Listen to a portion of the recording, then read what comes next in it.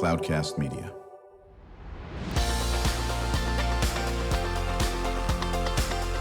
Drew Schlosberg Spotlight on the Community Show, amplifying the voices of social impact organizations, entrepreneurs, local nonprofits, and other community champions who shape the culture, creativity, and connectivity of San Diego. Brought to you by Mission Fed Credit Union, bringing good things to San Diego for over 60 years. Learn more about what is good for you and good for all by visiting www.missionfed.com.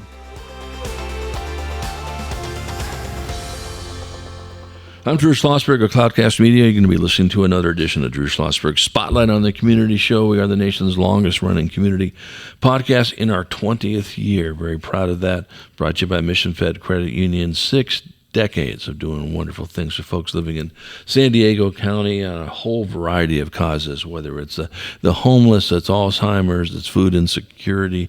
They're always involved in some of our top causes. It is such a pleasure to have back on a frequent guest. You'll recognize the name, Holly Shaffner, PR Director for Honor Flight San Diego, and Dee Folse. I got a chance to meet Dee. He's a volunteer known as the Flag Man. Miramar National Cemetery, and 4 billion things in between in this aspect of it. You're going to hear his phenomenal story, what he does with flags and so forth, and just honored to have both of them on. So Dee and Holly, welcome to the show. Thanks so much for having us. Absolutely. Before we turn it over to Dee and talk about all the cool things he does with these flags, for those 0 of our listeners that have never heard of Honor Flight, maybe you can just give us a nickel tour. And of course, we know Dee's also on the board too. So yeah, thanks, Drew. So Honor Flight San Diego, we've been flying World War II, Korean War, and Vietnam War veterans to Washington, D.C. since 2010. And we just got back a few weeks ago, and we took our 2,200 military veterans on their honor flight at no charge to them, and see the memorials that were built for their service and sacrifice, and to really truly honor them for what they did in the military. That's right. And you've only been on how many of these, Dee? Like everyone for the last time? Everyone since 2013. That is just unbelievable. Except for the silly one with the whole COVID thing. Okay, that COVID thing. That got canceled. Exactly. No, it's quite a thing, and I'm going to shock Holly one of these days by actually going. I'm honored to be always invited, and it would not surprise me if you say we're never asking Drew again. It'll enhance your life.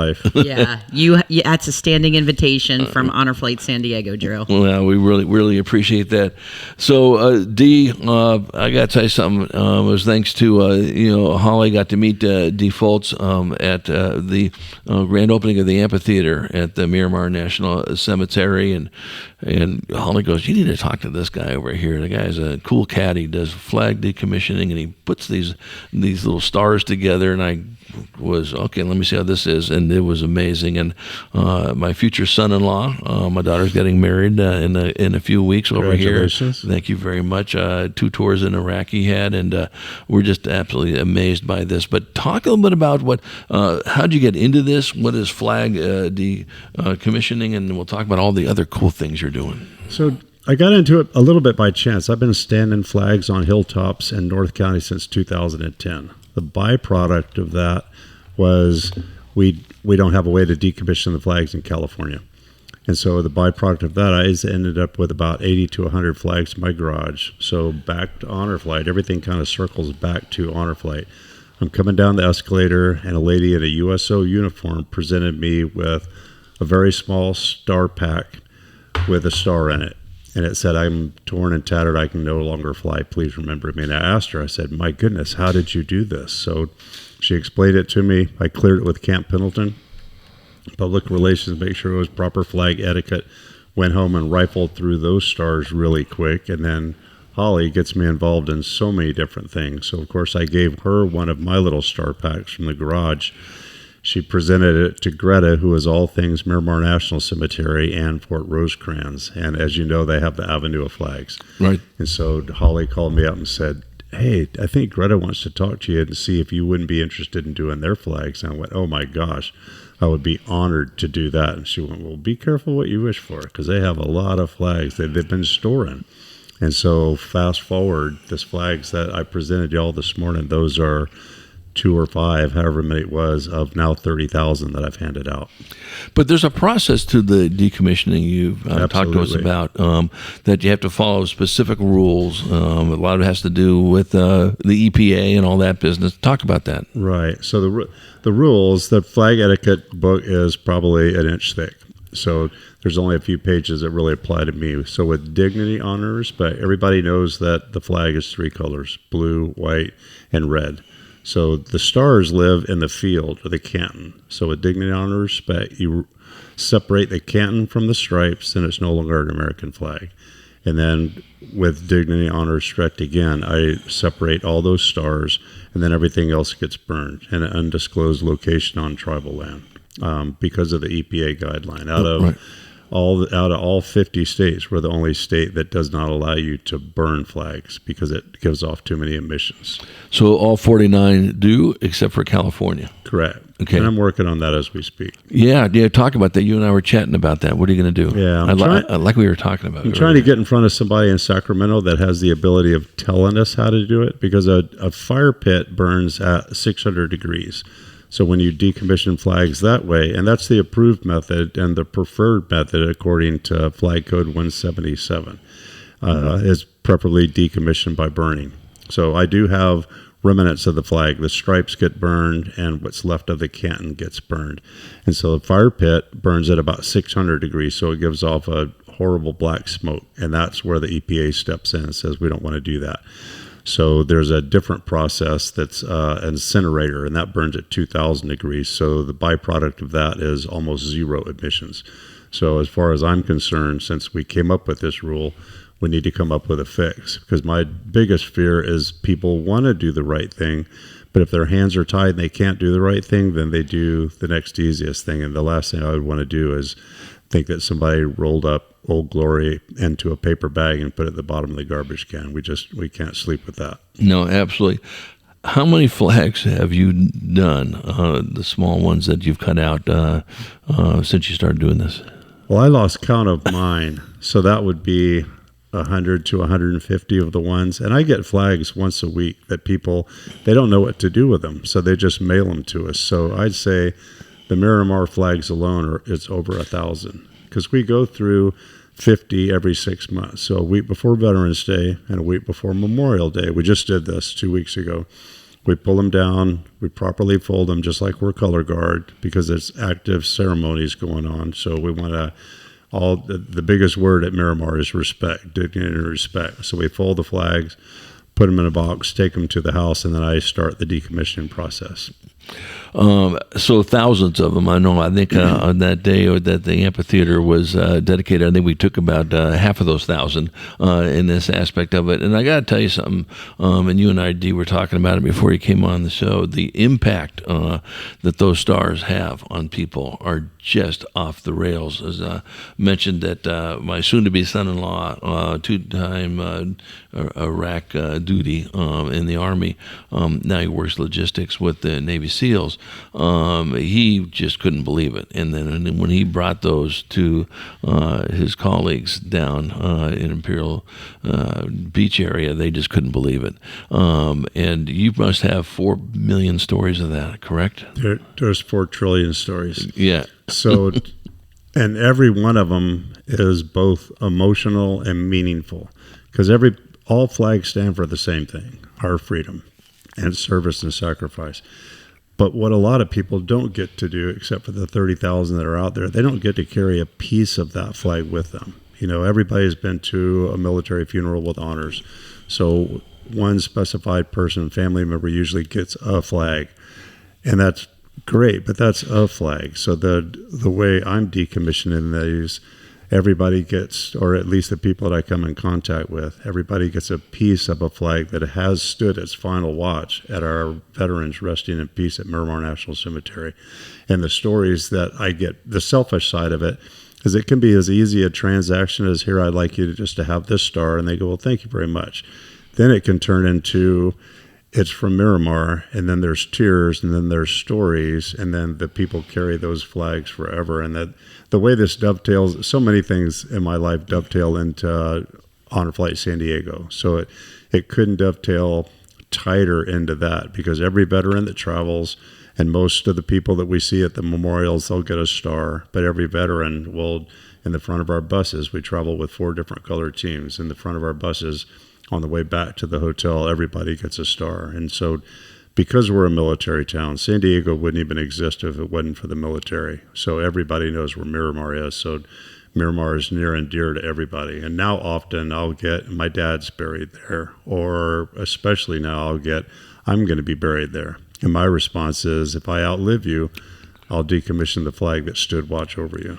No, there's no question that very compelling. We're chatting with Dee Folse, who's volunteered the flagman, Miramar National Cemetery, on the board of directors for Honor Flight San Diego, joined by his colleague, the inimitable Holly Shaffner, PR director. And listen, I love to say that, but just because I've known Holly for quite a while. And when you say she's a force, that's just not even coming close to what you've done in this community.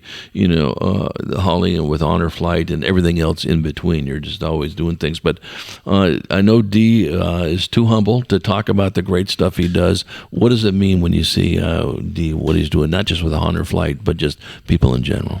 Yeah, that's a great question, and I really think that people need to know that Dee's doing this all voluntarily. So it's him and his wife that are spending time outside of their normal work days, and they're decommissioning these flags at night, on the weekends. And then what people may not know is the ones that send in requests for, hey Dee, could I have a couple stars? He sends them via the mail, and so not only does it cost to make up the placards that go with each one of the stars, but then the envelope that it goes in, and then he mails them. So, I mean, Dee can probably tell you more so than I can, but like each star has a monetary cost to it. Absolutely. And then, of course, mailing them all over the country, that has a cost to it as well. So Dee and his wife have decommissioned all those flags and then given them out at no cost to anybody other than Dee and Leanne. Yeah, and I talked to you about this, Dee, and I'm not trying to make you uncomfortable in the interview on this aspect, and one that is so magnanimous of you for 75 different reasons on this. Holly and I have been in the event business and all that aspect of it, and I think there's nothing wrong with having some people offset the cost. You're not going to make any money off it. It just costs in this aspect of it. So maybe somewhere down the road you will think about people who want to help support what you're doing and pay for the costs on this. I know right now you're going, no, Drew, that's never going to happen. And while I'm around, but I think people want to help out. I'm one of them. I know Holly's another one on this. So I just give it some thought. I'll give it some thought. And who even knew that this was going to blow up like this? Because when I first started presenting my flag from the garage, they were minky. I'll admit that. We cut them out with scissors. We printed them out on the home copy machine. And then when Holly got me involved in Miramar, I went, oh my goodness, I have to step up the game a little bit. That's why they're in the condition you see them now. They're professionally printed. They fit perfectly in there. There's a little dot of hot glue. So the selfish side and what keeps me going is just the emotions that you see, and it's a very, very simple way to say, I see you, I respect you, and we will never forget you. And I again, back to the trillions of stories, I can't tell you how many stories, even on Honor Flight, we'll see that a veteran, he'll have it in his name tag, or at homecoming when they're there, they'll see me and flip their hat over and go, I put your star in my hat. I carry it with me everywhere. I never take this hat off except to go to sleep. So yeah, that's the selfish side of it. That's what keeps us going. Well, we're going to continue talking about that. Before we take a little short break, I also want to talk about the aspect of putting the flags down for Memorial Day is coming up. So we're going to chat about that as well. And then how people can, if they're hearing this story and say, how do I get one of these stars on this? Now I'm adding more cost to Dee. Okay, so in this aspect, we'll try to find a way where we can get our listeners to chat with you when we return with our conversation with Dee Folse and Holly Shaffner. I'm Drew Schlosberg of Cloudcast Media, listening to another edition of Drew Schlosberg Spotlight on the Community Show, brought to you by Mission Fed Credit Union. We'll be right back after this short break.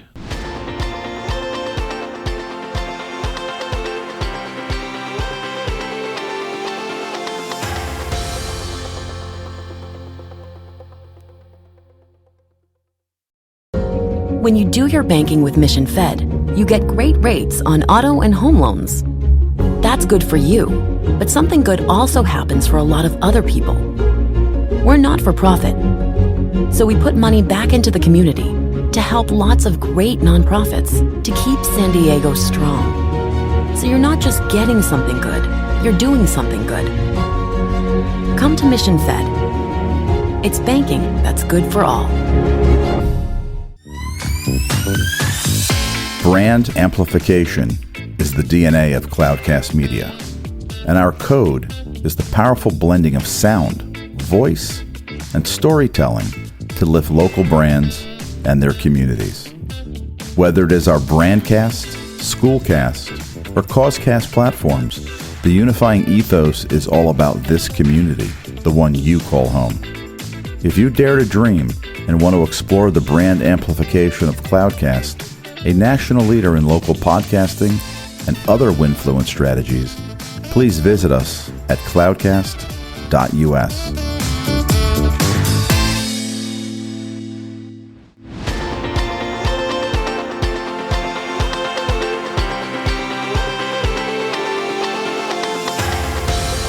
I'm Drew Schlosberg with Cloudcast Media, listening to another edition of Drew Schlosberg Spotlight on the Community Show, a nation's longest-running community podcast in our 20th year, brought to you by the fine folks of Mission Fed Credit Union. More than 60 years of doing great things. Folks in San Diego County, just honored to have in the studio with us today, Dee Folse, a volunteer. The Flag Man is heavily involved with the Miramar National Cemetery on the board of directors for Honor Flight to San Diego, and with Holly Shaffner. We can't think about Holly Shaffner not associated with Honor Flight. She's the PR director. But we're talking about the flag decommissioning, all the things that Dee is doing to get out these nice stars from the flags that are decommissioned, in this area. Right at a break, Dee, I'm not sure if you were listening. Holly and I are trying to scheme. I can't say behind your back because you're right in front of us right here. If we could find, a 501c3, and I think we can. Maybe you and I will work on this. That can help offset the cost. I know you, and we're going to be very clear. Dee and his wife are not asking for this. It's Drew and Holly that are asking for this, and all it is to offset some of the costs. Then who knows more? This thing has just exploded in this aspect of it. So we're going to work on that. That's going to be a sidebar on this. Yes, Holly. So another aspect to this too, in including the financial part of it, is the time part of it. I think that if you ask Dee if there's people out there that would like to help with decommissioning these flags, I bet you Dee would say yes, that he's willing to train up some amazing organizations, whether it's scouts or, volunteers in the community that would help to decommission those flags, because there's more flags out there than Dee and Leanne have time to decommission. So I'm sure that he'd be ready to help, the next generation with this project. And I like that she ended that with the next generation, because it's not so much that I'm looking for help. Each flag, to get it in this condition, takes 2.5 hours. And I'm pretty fast at it, but still you just can't make it go faster than that. So, and that's not including drive time to pull the flags from Miramar and all that.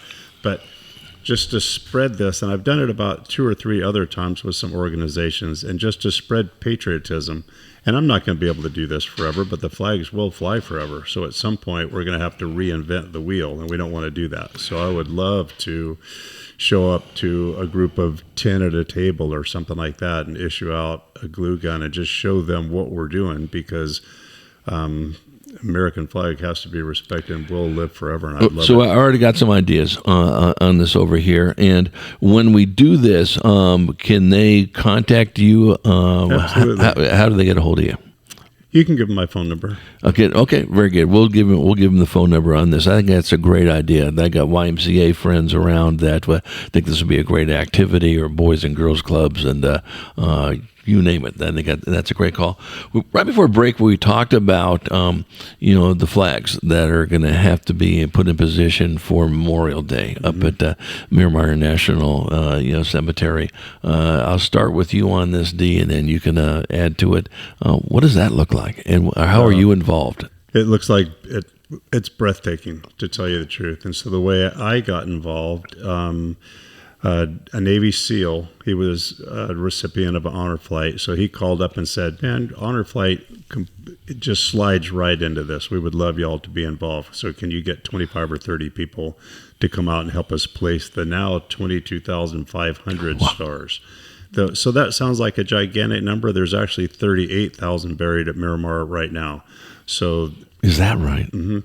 And so out of those 22,500, those will go on the headstones. Then at the columbarium, so that's the little chambers. Right. The columbariums will put flags around there. So we're not putting out 39,000 flags, but it's very moving. It's very organized. We'll show up. We'll have a team lead meeting. We'll station the flags all around, and then with dignity, honor, and respect, you place the flag in front of the headstone. We have a measuring device. Arlington uses boots. We don't all have the same size boot. So it's very organized. And then what'll almost give you goosebumps is the last thing we do is we step back. If you're military, you can render a military salute. If you're not, I'm not. So I'll render a heart hand salute, and then you say their names, and then you step off to the next. Because we don't want any of our veterans to ever be forgotten, and at least this way, at least once a year, their name is said out loud. Even if all their family members are passed away, they at least get remembered one time. Right. And how many flags are you talking about? 22,000. And when do you start this? We'll start it Saturday morning at 10 o'clock, or we'll get there at 10:30 so for the debrief. But everybody else, the volunteers, will show up at 11:30 to 12. How many volunteers? Last year, I think we had 400? Oh, my goodness. Yeah. And what do they finish by when? How long does it take? That's the amazing thing. Just like you said, I saw it in your eyes when I said 22,000, you went, oh my gosh. Right. It goes quick. We have it pretty squared away. It goes quick. Yeah. No, Holly, you've been a part of this? I have. So I'm helping them out with their media and their public relations it's called Operation Flags for Vets. It is. This is the third year that they're doing it. And I think that you had the organizer on here, Rick Clark. He was. A bit ago. And they're super proud of this. And, I know that this particular show may air after Memorial Day, but what I'll tell listeners right now is that going out to Miramar National or even Fort Rosecrans on Memorial Day weekend is just spectacular. Exactly what Dee just said. It is breathtaking to see to see all the red, white, and blue, and the flags, and the crisp white headstones, and the immaculate manicured lawn out there, and the grasses, and then just families that are there to visit their loved ones. I mean, they're having, they're just sitting in chairs and talking to mom or dad or grandma or grandpa out there. And that's a great point, because this is Memorial Day. There's days to celebrate veterans.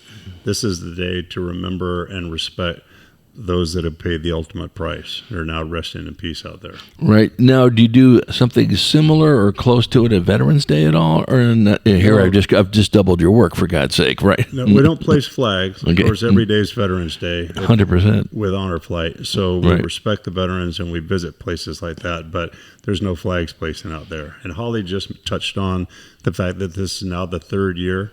So yet again, this is a privately funded project.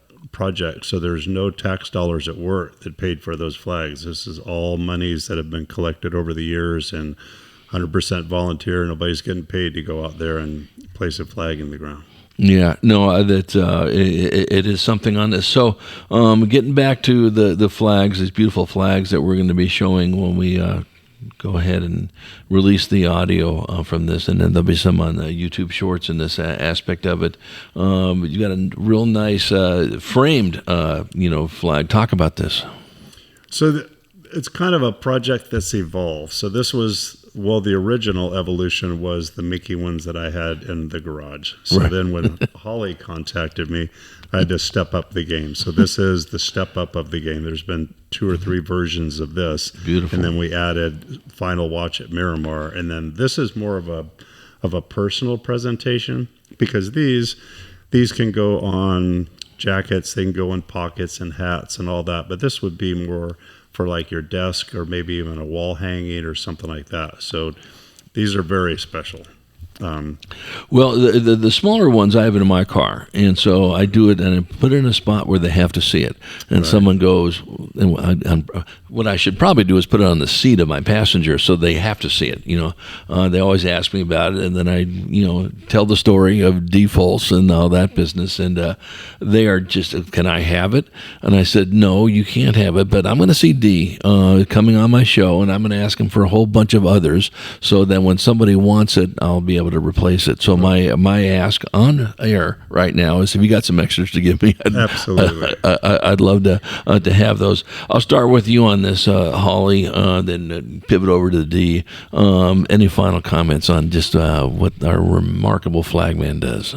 Yeah, I think that you just hit it. He's a remarkable flag man, and he's super humble. He doesn't talk about himself. So, that's why I'm on here today, is to help dote on my friend Dee and, help share his great story. So I think one of his, he's been on news, numerous times. He's been on social media and stuff.